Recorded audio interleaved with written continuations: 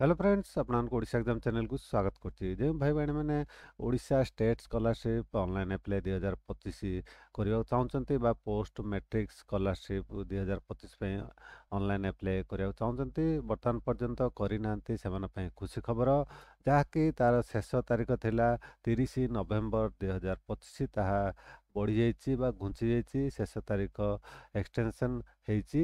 ଆସନ୍ତୁ ଜାଣିବା କେତେ ତାରିଖ ପର୍ଯ୍ୟନ୍ତ ଆପଣ ଅନଲାଇନ୍ ଆବେଦନ କରିପାରିବେ।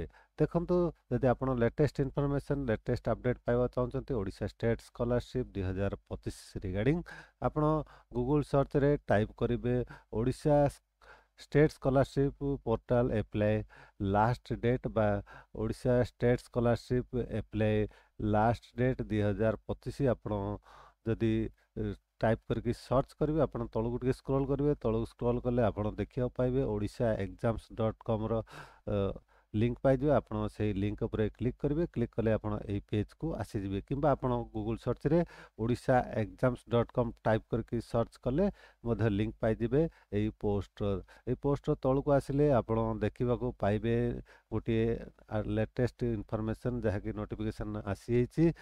ଅନୁସୂଚିତ ଜନଜାତି ଓ ଅନୁସୂଚିତ ଜାତି ଉନ୍ନୟନ ସଂଖ୍ୟାଲଘୁ ସମ୍ପ୍ରଦାୟ ପଛୁଆ ବର୍ଗ କଲ୍ୟାଣ ବିଭାଗ ଶିକ୍ଷାବର୍ଷ 2025-26 ଛାତ୍ରଛାତ୍ରୀମାନଙ୍କର ମ୍ୟାଟ୍ରିକ୍ ପରବର୍ତ୍ତୀ ଛାତ୍ରବୃତ୍ତି ଆବେଦନର ସମୟସୀମା ବୃଦ୍ଧି କରାଯାଇଛି। ଦେଖନ୍ତୁ, ଶିକ୍ଷାବର୍ଷ 2025-26 ପାଇଁ ଓଡ଼ିଶା ରାଜ୍ୟ ଛାତ୍ରବୃତ୍ତି portal Odisha state scholarship portal ମାଧ୍ୟମରେ ଯୋଗ୍ୟ ଅନୁସୂଚିତ ଜନଜାତି, ଅନୁସୂଚିତ ଜାତି, ଅନ୍ୟାନ୍ୟ ପଛୁଆ ବର୍ଗ, ସାମାଜିକ ଶିକ୍ଷା କ୍ଷେତ୍ରରେ ଅନଗ୍ରସର ବର୍ଗ, ଆର୍ଥିକ କ୍ଷେତ୍ରରେ ଅନଗ୍ରସର ବର୍ଗ ଛାତ୍ରଛାତ୍ରୀମାନଙ୍କ ମ୍ୟାଟ୍ରିକ୍ ପରବର୍ତ୍ତୀ ଛାତ୍ରବୃତ୍ତି ଆବେଦନ ନେଇ ସମୟସୀମା ବୃଦ୍ଧି କରାଯାଇଛି। ପରିବର୍ଦ୍ଧିତ ତାରିଖ ଗୁଡ଼ିକ ନିମ୍ନରେ ପ୍ରଦତ୍ତ କରାଗଲା। ସମସ୍ତ ଯୋଗ୍ୟ ଛାତ୍ରଛାତ୍ରୀମାନେ ଅନୁରୋଧ କରାଯାଉଛି ଯେ ସେମାନେ ନିଜର ମ୍ୟାଟ୍ରିକ୍ ପରବର୍ତ୍ତୀ ଛାତ୍ରବୃତ୍ତି ପାଇଁ ନବୀକରଣ ଓ ନୂତନ ଆବେଦନ କରିବାକୁ www.scholarship.odisha.gov.in କୁ ଯାଇ କରିନିଅନ୍ତୁ। ଦେଖନ୍ତୁ କ'ଣ ରହିଛି ଡେଟ୍।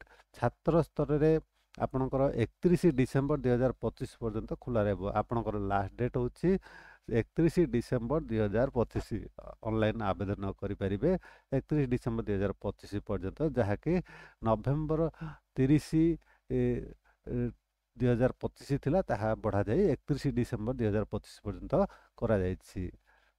ଏହିପରି ଭାବରେ ଜାଣିପାରିଲେ, ଆପଣ ଯଦି ଆବେଦନ କରିବାକୁ ଚାହୁଁଛନ୍ତି ତେବେ ଏହି ପୋଷ୍ଟର ତଳକୁ ସ୍କ୍ରୋଲ୍ କରିବେ, ସ୍କ୍ରୋଲ୍ କଲେ ଆପଣ ଲିଙ୍କ ପାଇଯିବେ ଓଡ଼ିଶା ଷ୍ଟେଟ୍ ସ୍କଲାରସିପ୍ ପୋର୍ଟାଲର ଆପଣ ଲିଙ୍କ ପାଇଯିବେ। ଏଟା ଦେଖନ୍ତୁ, Odisha state scholarship application for new registration renewal. ଆପଣ ଏହି ଲିଙ୍କରେ କ୍ଲିକ୍ କରିକି ମଧ୍ୟ ଆବେଦନ କରିପାରିବେ।